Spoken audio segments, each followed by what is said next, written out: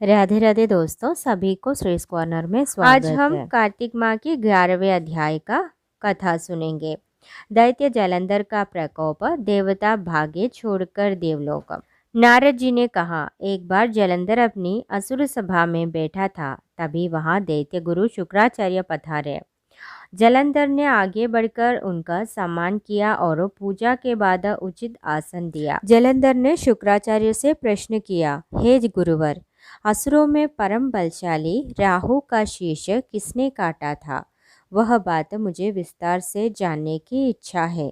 शुक्राचार्य ने उसे हिरण्यकशिपु, प्रहलाद आदि दैत्य राजाओं के बारे में संक्षेप में बताकर अमृत मंथन की कथा सुनाई। राहु ने देवताओं का रूप धरकर अमृत पीने का प्रयास किया तो इंद्र का पक्ष लेने वाले पक्षपाती श्री विष्णु ने उसका सिर काट दिया। यह सुनकर जलंधर आग बबला हो गया। उसने अपने दूत धस्मर को बुलाया और इंद्र को संदेश भिजवाया। धस्मर ने इंद्र की सभा में स्वामी का संदेश दिया, हे देवताधम, तुमने समुद्र को क्यों मथा और मेरे पिता के सभी रत्नों को हड़प लिया? यह तूने अच्छा नहीं किया। सभी रत्नों और देवों के संग मेरी शरण में आ जाना, अन्यथा तेरा राज्य ध्वंस हो जाएगा। इंद्र बहुत विस्मित हुए और कहा, पहले सागर ने मेरे भय से सब पर्वतों को अपनी कुक्षी में क्यों स्थान दिया और मेरे शत्रु दैत्यों की क्यों रक्षा की? इसी कारण मैंने उनके सारे रत्न ले लिए हैं। मुझसे द्रोह रखने वाला कभी सुखी नहीं रह सकता। इंद्र का संदेश दूत ने जलंधर को जाकर सुना दिया। उसका क्रोध कई गुण बढ़ गया और उसने देवताओं को जीतने का प्रण किया। देवताओं से द्रोह रखने वाले सभी बाहुबलियों को संदेश भिजवाए गए। सभी अपनी सेना लेकर जमा होने लगे। देवों असुरों में भीषण संग्राम छिड़ा। जल्दी ही जलंधर ने इंद्र के नंदन कानन तक में भी अपना सेना उतार दी। देवता भी मुकाबले के लिए आकर ठटे। दोनों पक्षों के आचार्य अपने अपने पक्ष के वीरों को जीवित करने लगे। जलंधर क्रोधित हुआ कि जब मृत संजीवनी विद्या सिर्फ शुक्राचार्य के पास है तो देवता कैसे जीवित हो जाते हैं। शुक्राचार्य ने बताया कि देवगुरु बृहस्पति द्रोणागिरी से औषधि लेकर देवों को जीवित कर देते हैं।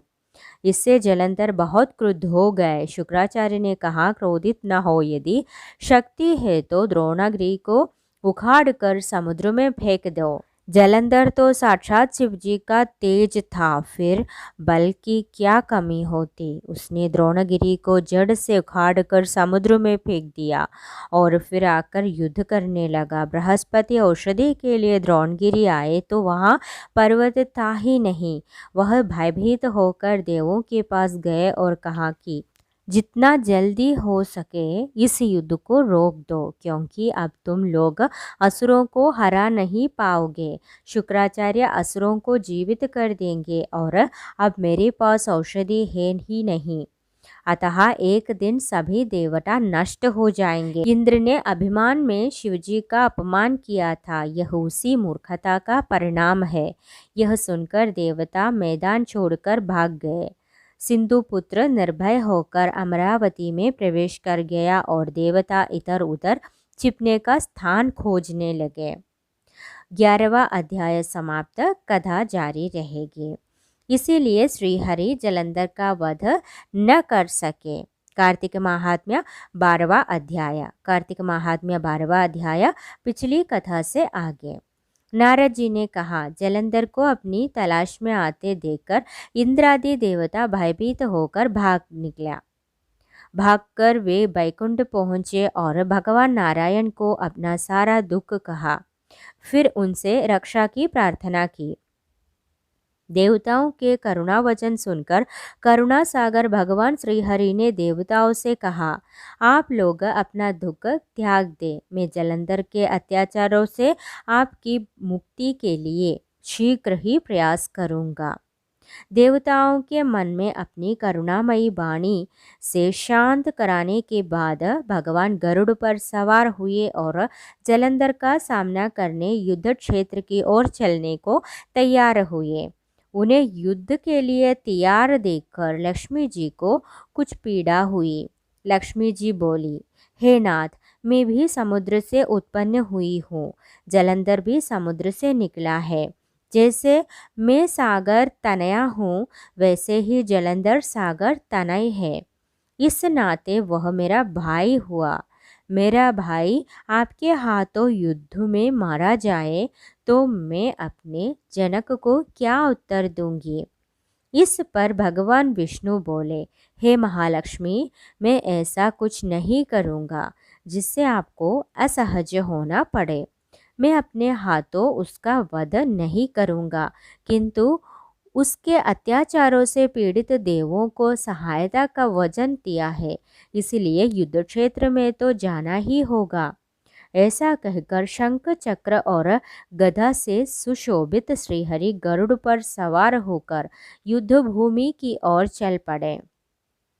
श्रीहरि को देखकर देवसेना में उत्साह आया। गरुड़ ने अपने पंखों को इतने वेग से हिलाया कि तूफान चलने लगा।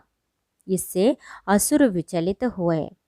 अपनी सेना को परेशान देख जलंधर को श्रीहरि पर बड़ा क्रोध आया।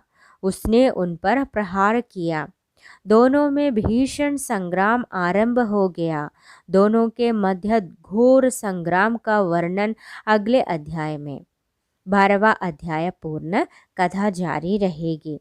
जलंधर का वध करने आए श्रीहरि क्यों हो गए उनके वश में। कार्तिक महात्म्य 13वां अध्याय। कार्तिक महात्म्य 13वां अध्याय पिछली कथा से आगे। नारद जी बोले, दैत्यों के तीक्ष्ण प्रहारों से व्याकुल देवता इधर उधर भागने लगे। तब इंद्र आदि को इस प्रकार भयभीत देखकर गरुड़ पर सवार भगवान युद्ध में आगे बढ़े। उन्होंने अपने शंख धनुष को जोरदार टकार दिया। त्रिलोक गूंज उठा। पल मात्र में भगवान ने अनगिनत दैत्यों के सिर काट गिराए।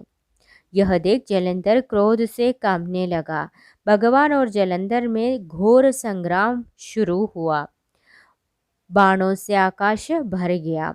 भगवान के हर प्रहार का वह भरपूर उत्तर देता। भगवान की गदा की मार झेल गया। उनके धनुष की ढोर काट दी और त्रिशूल का प्रहार किया, जिसे भगवान ने शिवजी की कृपा से नष्ट किया। जलंधर ने लपक कर भगवान की छाती में जोरदार मुक्का मारा। दोनों के बीच बाहु युद्ध आरंभ हुआ। भगवान काफी देर तक उसके साथ युद्ध करते रहे। भगवान जलंधर के पराक्रम पर मुग्ध हो रहे थे। उन्हें उसके साथ मल्ल युद्ध में आनंद आने लगा। उन्होंने कहा, हे रणकौशल दैत्य, तू धन्य है। मेरे इतने प्रहारों को झेलने के बाद भी मुझसे मल्ल युद्ध का साहस कर रहा है। मैं तुमसे बहुत प्रसन्न हूँ। तू जो चाहे वरदान मांग ले। भगवान की बात सुनकर जलंधर ने कहा, हे श्रीहरि, यदि आप मुझ पर प्रसन्न हो तो यह वरदान दीजिए कि आप मेरी बहन लक्ष्मी तथा सारे कुटुंबजनों के साथ मेरे घर पर निवास करेंगे।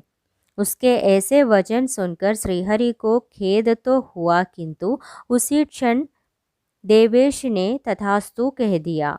अब श्री विष्णु अन्य देवताओं के साथ जलंधरपुरी में निवास करने लगे। जलंधर अपनी बहन के साथ विष्णु जी एवं अन्य देवों को पाकर बड़ा खुश हुआ। देवताओं के सभी रत्नादि उनके स्थान पर स्थापित करके जलंधर पृथ्वी पर आ गया।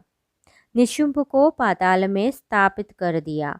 फिर देव, दानव, यक्ष, गंधर्व, सर्प, राक्षस, मनुष्य सभी का अधिपति होकर त्रिभुवन पर शासन करने लगा। उसने धर्मानुसार प्रजा का पालन किया। उसके राज्य में सभी प्रसन्न भी थे। फिर धर्मपालक जलंधर अधर्म की राह पर क्यों चला गया। 13वां अध्याय पूर्ण, कथा जारी रहेगी। नारद जी की प्रशंसा से भूला जलंधर खोजने निकला स्त्री रत्न। अगले वीडियो पर हम देखेंगे। सभी को कार्तिक माह की शुभकामनाएं। अगले वीडियो पर मिलेंगे, तब तक के लिए सभी को राधे राधे।